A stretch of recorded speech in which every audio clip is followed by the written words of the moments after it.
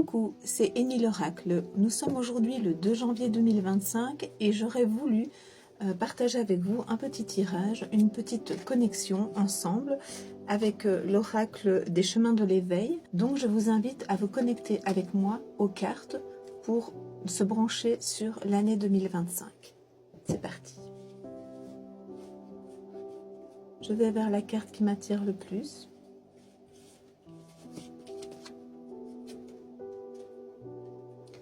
Et j'ai la forteresse. Pour moi, cette carte montre que nous avons tous le potentiel en nous. La forteresse, elle est dans nos mains. Elle est là, au fond de nous.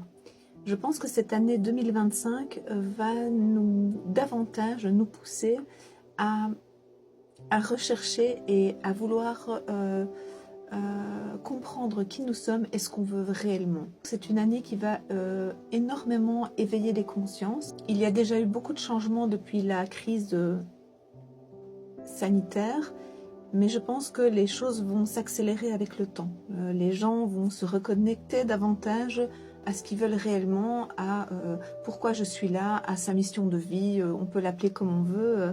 La mission de vie, c'est pas forcément quelque chose d'ultra compliqué, ultra héroïque. Ça peut être tout simplement le fait d'arrêter de faire un travail qui ne nous plaît pas et de s'occuper de ses enfants et de partir dans quelque chose de tout à fait différent, mais au moins quelque chose qui nous ressemble. Je vais tirer donc la deuxième carte. Je me reconnecte à nouveau.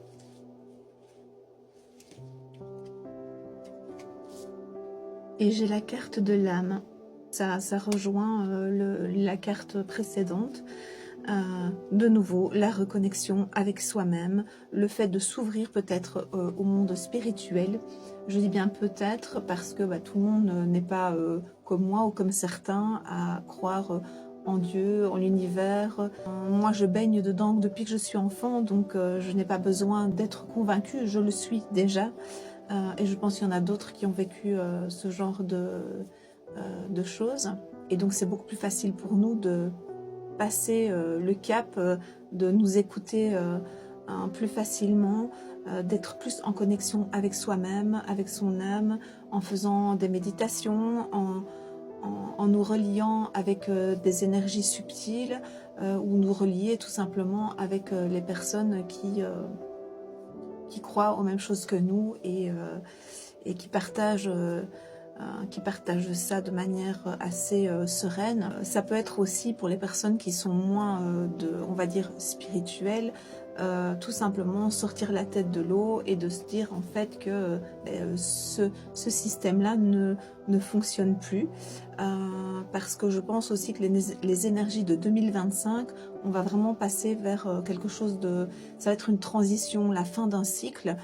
Et donc, on va fermer le chapitre et on va devoir passer à autre chose. On va devoir vivre différemment. Donc, je vais prendre une autre carte.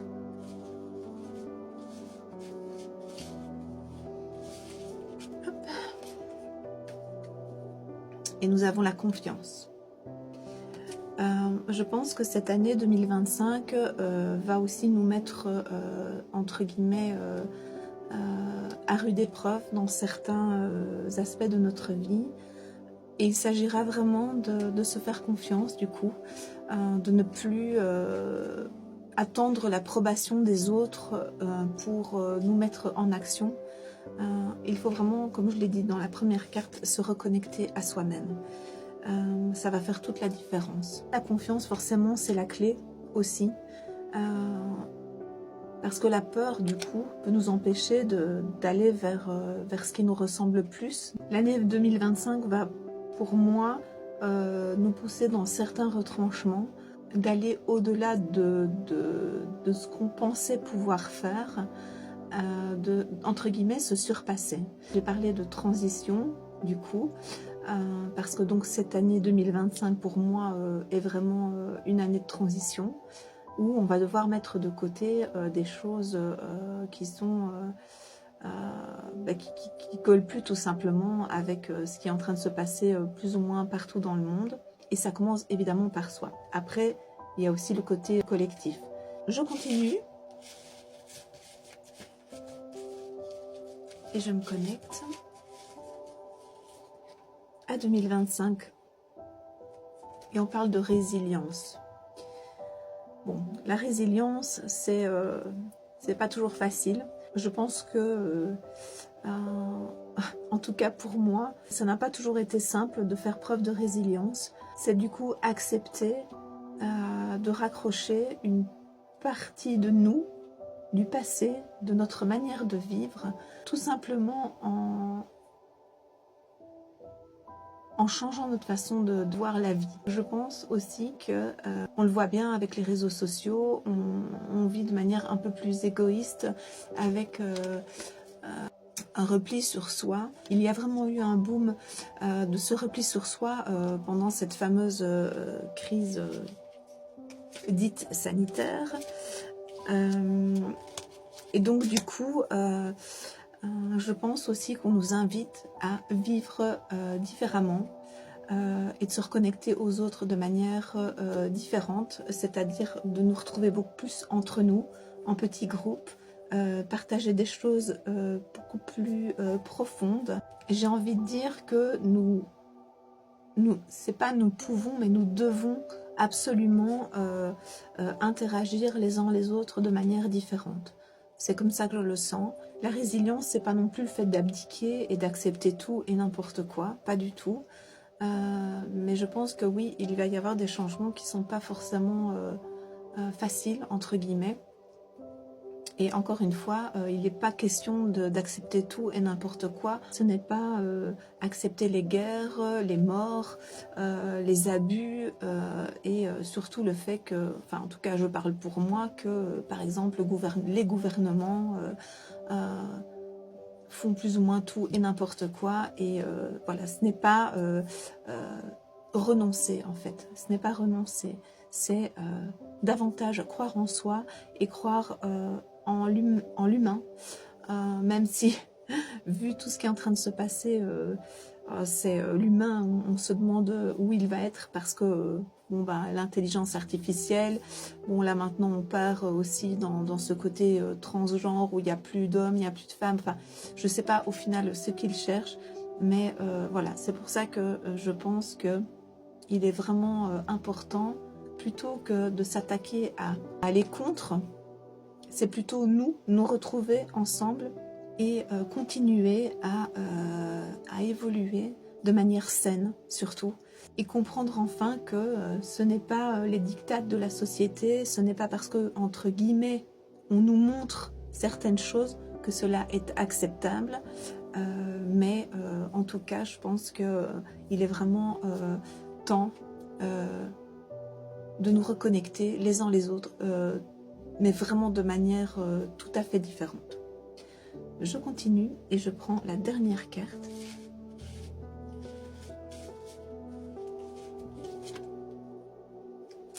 Et j'ai la clé. Voilà. Tout comme la forteresse, cette clé est en nous. Par contre, il faut bien se rendre compte que tout seul, on ne peut pas avancer. L'humain n'est pas fait pour être seul. L'humain n'est pas fait pour évoluer et trouver tout par lui-même. Il y a aussi les rencontres qu'on va faire, et c'est pour ça que je dis qu'il est vraiment temps qu'on se reconnecte tous. C'est en voyant l'autre, en l'écoutant, en le laissant nous donner son énergie, et en échangeant ces énergies, qu'on va pouvoir comprendre finalement qui nous sommes et ce qu'on veut ou ce qu'on ne veut pas. La clé, c'est pas choisir le bien ou le mal, parce que finalement, on le sait quand, entre guillemets, c'est mauvais pour nous. On le sent. Si on reste honnête avec soi-même, je pense qu'à tout moment, on le sait quand on dit ou on fait quelque chose qui n'est pas OK. Et je pense aussi que la clé, c'est ça, c'est de pouvoir se dire: ah ouais, mais en fait, je me rends compte, je fais ça, mais c'est pas OK. C'est pas bon pour moi, c'est pas bon pour l'autre. Donc voilà, il faut un réajustement. Il se peut que la clé, quelqu'un vous la transmette. Et après, avec cette clé, vous ouvrirez les portes que vous avez envie d'ouvrir, tout simplement. Des portes qui vont davantage vous amener de la sérénité, vous apprêter entre guillemets au changement bénéfique, même si de nouveau le changement n'est pas forcément simple à vivre. Donc pour résumer l'année 2025, nous allons devoir vraiment changer notre mode de fonctionnement, nous allons devoir tourner la page. Cette période de notre vie, cette façon de vivre n'est plus bonne pour nous. Cette année va être propice à l'entraide et à l'ouverture vers le monde plus subtil, pour ma part Dieu, pour vous peut-être l'univers, en tout cas vous, votre âme, votre propre âme. Je pense aussi que il faut se reconnecter à cela, mais pas de manière occasionnelle, mais de manière constante, et c'est-à-dire accepter cette énergie lumineuse, la lumière de Dieu, ou peu importe comment vous l'appelez, à chaque moment dans votre vie, et vivre plus en conscience de tout ça. Chaque chose que je vais dire, que je vais faire, a un impact sur ma vie d'abord, et puis sur celle des autres, et donc du coup il y a une espèce de quelque chose qui fait un peu comme des ondes, on va dire, ou un écho, comme quand on lance un galet dans l'eau, ça se répercute un peu partout. Je vais ensuite terminer par une petite carte, et j'ai donc celle-ci qui dit: accorde-toi au rythme de la nature, laisse-nous nous connecter ensemble.